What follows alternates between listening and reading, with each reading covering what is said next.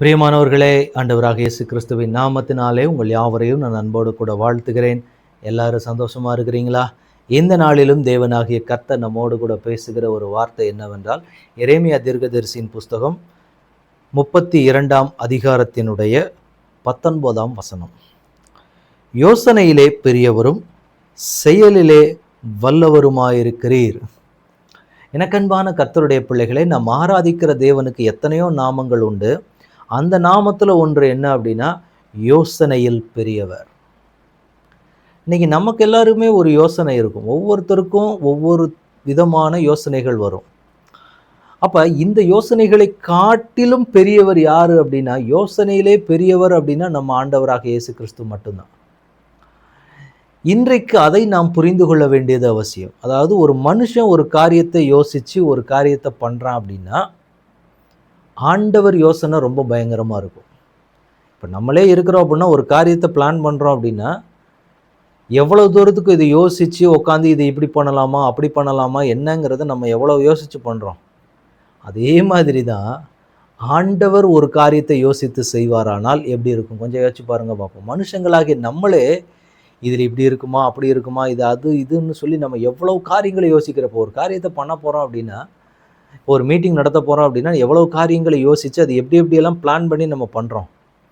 After all அவருடைய சிருஷ்டிப்பாக இருக்கக்கூடிய மனிதர்கள் நம்மளே எவ்வளோ யோசிக்கிறோம் அப்படின்னா, நமக்கு கொடுக்கப்பட்டிருக்கக்கூடிய மூளையும் அறிவையும் வச்சே இவ்வளவு யோசிக்கிறோம்னா, அந்த உண்டாக்கினவர் எவ்வளவு யோசிப்பார்?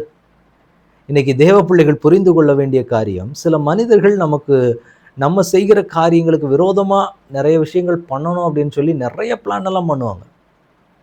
அவங்களுக்கு எல்லாம் தெரியாது எல்லாத்துக்கும் மேலே பிளான் போடுற ஒருத்தர் ரெடியாக இருக்கிறாரு அப்படின்ட்டு. இன்னைக்கு நம்ம எல்லாவது அதை புரிந்து கொள்ள வேண்டும். சில மனிதர்கள் நமக்கு விரோதமாக சில திட்டங்கள் தீட்டுறாங்க, சில காரியங்கள் பண்ணுறாங்க அப்படின்னா, நம்ம ஆண்டவர் அதை பார்த்து வேடிக்கை பார்த்து கொண்டு இருக்க மாட்டார். அப்படிப்பட்ட ஒரு தேவனை நம்ம ஆராதிக்கல. ஏன் ஆண்டவருடைய யோசனை ரொம்ப பெரிதாக இருக்கும். அவர் செயல்களில் வல்லவராக இருக்கிறார். அவர் யோசனைக்கு முன்னாடி யாருடைய யோசனையுமே இருக்க முடியாது. ஏனென்றால் அவர் மனுஷனுக்கு கொடுக்கப்பட்ட மூளையும் மற்ற காரியங்களை வச்சு அந்த ஞானத்தை வச்சு அவன் அவ்வளோ யோசிச்சான்னா, அந்த மூளையை உண்டாக்கினவர், அந்த ஞானத்துக்கு ஊற்றானவர் எவ்வளவு யோசிப்பார்? இன்னைக்கு தேவ பிள்ளைகள் அதை தான் புரிஞ்சுக்கணும்.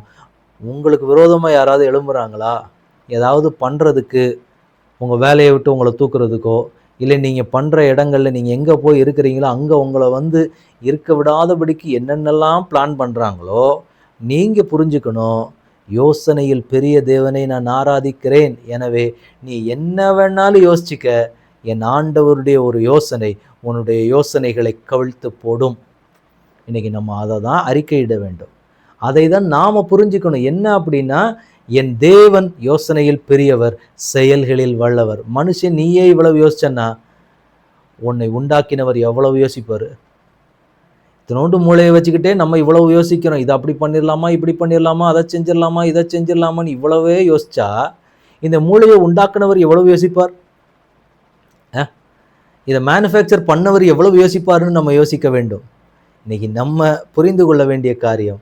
அதனால் நம்ம வாழ்க்கையில் என்ன பண்ணணும், என்ன காரியங்கள் செய்யணும், எது செஞ்சால் சரியாக இருக்கும், எது செஞ்சால் சரியாக இருக்காது, தகப்பனுக்கு தெரியும். அவர் எல்லாத்தையுமே ஆல்ரெடி யோசித்து வச்சுட்டார். ஏன்னா அதனால தான் அவர் சொல்கிறோம் பரம தகப்பன்.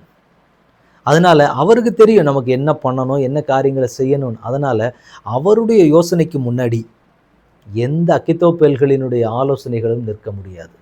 அவர் எல்லாவற்றையும் கவிழ்த்து போட்டுவிட்டு போய்கொண்டே இருப்பார். எனவே இன்னைக்கு நம்ம புரிந்து கொள்ள வேண்டியது, நம்ம ஆண்டவரிடத்தில் அறிக்கை பண்ண வேண்டியது என்னென்னா, ஆண்டவரே நீங்கள் என் கூட இருக்கிறீங்க.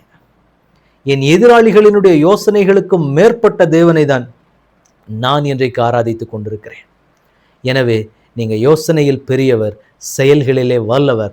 அதனால் எனக்கு விரோதமான திட்டங்கள் எத்தனை மனிதர்கள் எழும்பினாலும் சரி, அத்தனை யோசனைகளுக்கும் மேலான ஒரு தேவன் நான் ஆராதிக்கிற தேவன். இதைத்தான் நீங்கள் புரிந்து கொள்ள வேண்டும். இதைத்தான் இன்றைக்கி நம்ம அறிக்கையிட போகிறோம். ஆண்டவரே, நாங்கள் உங்கள் சமூகத்தில் நிற்கிறோம், எல்லா காரியங்களையும் நாங்கள் பண்ணுறதுக்கு ரெடி. ஆண்டவரே, நேனா நீங்க யோசனையில் பெரியவர். எத்தனை பேர் எங்களுக்கு விரோதமாக யோசிச்சாலும் உங்க ஒரு யோசனை எல்லாத்தையுமே தலைகீழாய் புரட்டி போடும் அப்படிங்கிற ஒரு விசுவாசம் இன்றைக்கு நமக்குள்ள எழும்பப்பட வேண்டியது அவசியமாக இருக்கிறது. தேவன் அதைத்தான் உங்களிடத்திலும் என்னிடத்திலும் எதிர்பார்க்கிற காரியம். ஒப்புக் கொடுக்கலாமா?